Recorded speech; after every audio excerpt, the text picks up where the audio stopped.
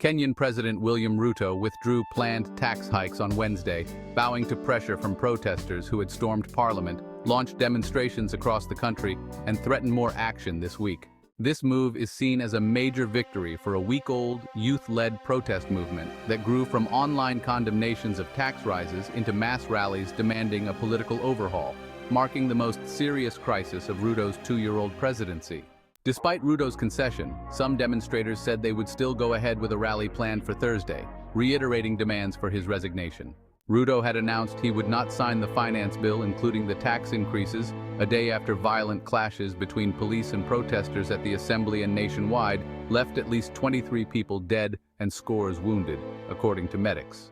In a televised address, Ruto said, "Listening keenly to the people of Kenya who have said loudly that they want nothing to do with this Finance Bill 2024, I concede.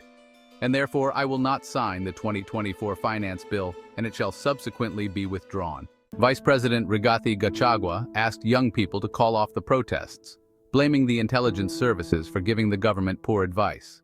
However, protesters remained defiant, with prominent activist Boniface Mwangi calling for a 1 million people march and saying, "The arrogance is gone, but the lies are still there." Ruto said he would now start a dialogue with Kenyan youth and work on austerity measures to make up the difference in the country's finances, while acknowledging the very unfortunate loss of life on Tuesday. Even with Ruto's concession, he still faces the competing demands of his citizens and lenders such as the IMF, which is urging the government to cut deficits to obtain more financing. The protests, which began as an online outpouring of anger over proposed taxes and evolved into a nationwide movement, have marked a serious crisis for Ruto's presidency.